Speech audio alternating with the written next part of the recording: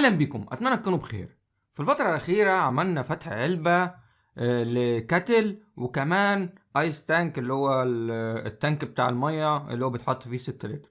فالمجموعه دي مش هيكملها غير فلتر تانك، لان طبعا الميه ملوثه بدرجه كبيره، وفي اللي هو 5 مراحل والسبع مراحل، بس انا اشتريت ال3 لانه برضو يعتبر ارخص حاجه، وحاجة متوسطة برضو متضيعش لون المية، وفي نفس الوقت تحميك ولو قليلا. ده فلتر تانك 3 مراحل اللي هو دول. نشوف العلبة مع بعض. 3 شمعات طبعا. ينقي حتى 99%، 9/10. مياه شرب فائقة الجودة، شوائب الكلور.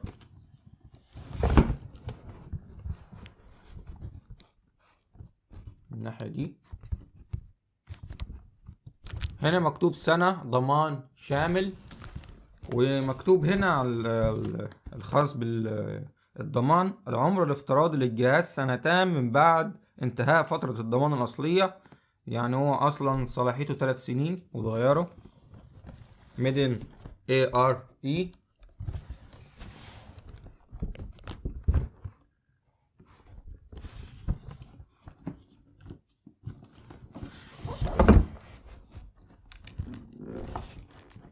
مكتوب هنا 3 مراحل.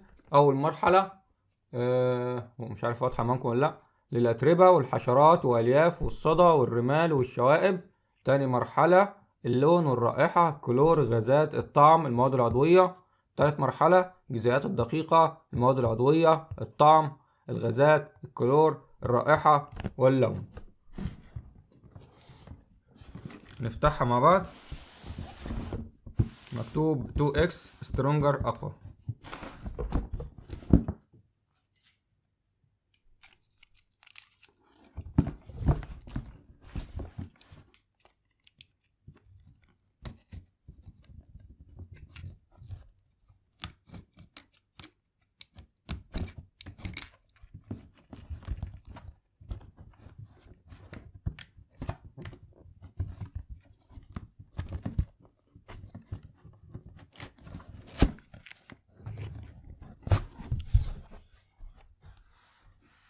ده لتوصيل الشمع مجانا، اتصل على الرقم بتاعهم او حمل التطبيق. ودي تعليمات التركيب: قم بفك جسم فلتر، قم بفك الغلاف البلاستيك خاص بالشمعة، قم بوضع الشمعة داخل المكان المخصص لها في قاعدة الفلتر، قم بغلق جسم الفلتر او احكام ربطه جيدا، قم بتوصيل مصدر المياه. تعليمات هامة: اترك المياه مفتوحة لمدة 5 دقائق قبل استخدام الفلتر للتأكد من اتمام دورة الغسيل. هنا نلاحظ في حتة شوكولاتة. انا استغربت المنتجات دي او الكرتونة دي اللي وصلت انا طالب فيها كذا حاجة، لقيتها كلها مليانة شوكولاتة، وانا مسحتها. كانت هنا برضو، اتصلت بيهم، اعتذر لي وهنعمل لك تعويض، هنرجع لك 20 جنيه للحساب. يا قصرت بصراحة.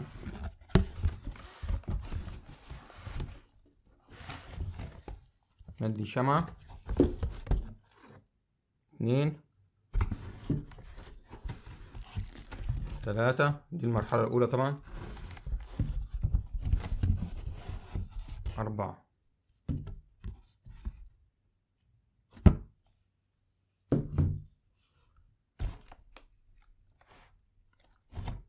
نطلع كده كل حاجة من الكرتونة.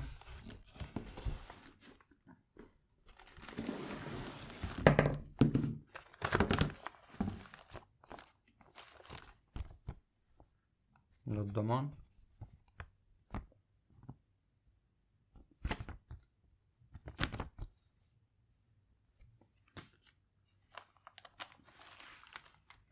ده الفلتر.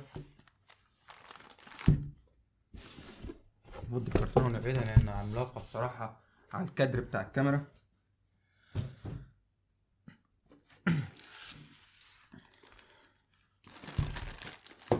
هو ده الفلتر. دي 3 مراحل. دي تكفي، مكتوب 3 أشهر، تكفي حتى 6 أشهر، تكفي حتى 6 أشهر. يعني هو حاليا وضع لي 2 أبيض، يعني كده 6 شهور، ودي بتاخد 6 شهور، ودي بتاخد 6 شهور. يعني دي يعني استخدام 6 شهور. الاربع شمعات دول انا لسه شايفهم في الرايه بيتباعوا مع بعض كده. الباكج بتاع 6 شهور ده ب125 جنيه.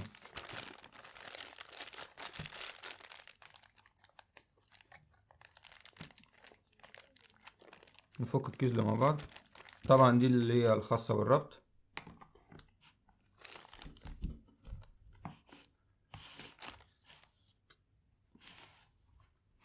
كده بتفك.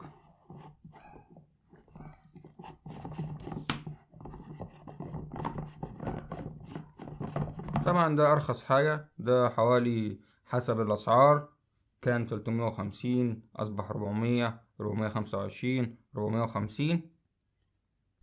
فما اعرفش يعني هيرخص او يزيد تاني ولا لأ. طبعا تركز انك تركب الحياة دي العدل. انا مش عارف ايه اللي فيها ده بيشخلف.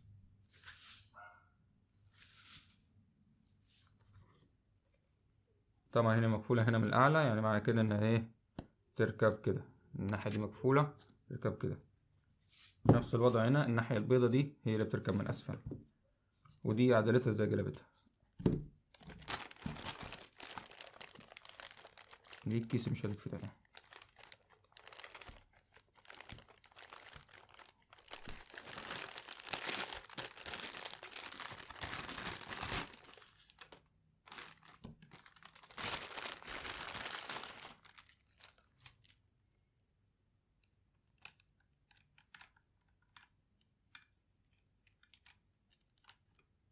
ده طوله حوالي متر.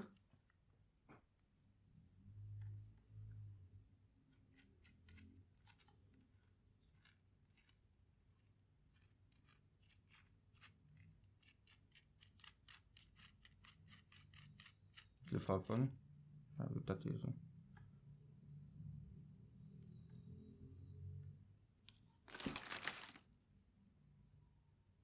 هو في مشكلة،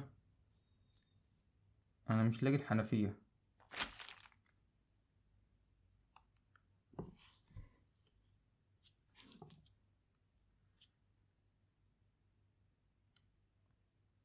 يعني دي مفروض هتركب في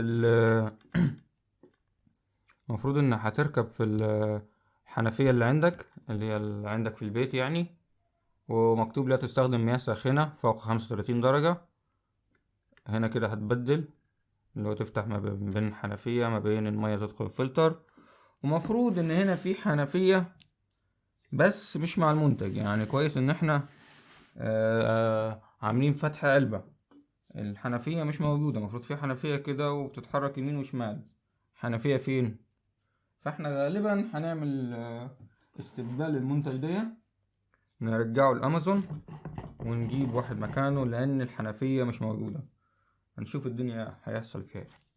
طبعا هو انا طبعا هعمل استبدال واستعمله، مش معنى كده ان هو نوع وحش. دي بس خطأ منهم ان هو مفيش معاه حنفية. طبعا الحاجات دي والجلب دي عشان تركب عندك، بس المفروض بيبقى يكون في حنفية هنا فليكسبل بتتحرك يمين وشمال وكل حاجة، بس مش موجودة. تجربة بصراحة سيئة من امازون، لكن انا هكلمهم ونشوف الدنيا هيحصل فيها ايه.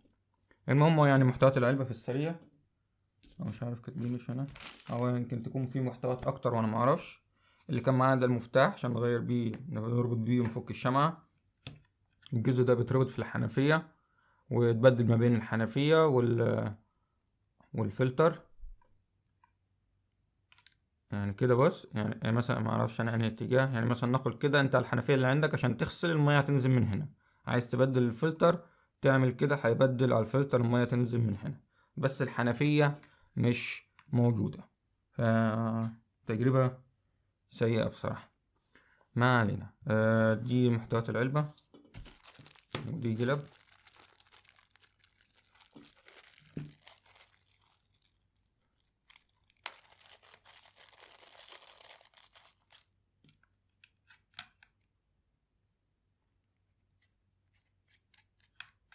على حسب الحنفية اللي عندك انت. الحنفية بيكون فيها فلتر من الأسفل، في بتركب فيه هنا دي.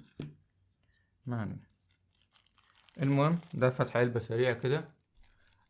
لو حد عنده سؤال فضل في التعليقات. طبعا انا هعمل له استبدال، يعني المنتج ده بعد ما اعمل له استبدال هيكون عندي، بحيث لو حد عنده اي سؤال بخصوص المنتج ده مع الاستخدام او اي حاجة هجاوبكم، لان انا المنتج ده هعمل له استبدال واخد مكانه، يعني مش اللي هو هرجعه فقط.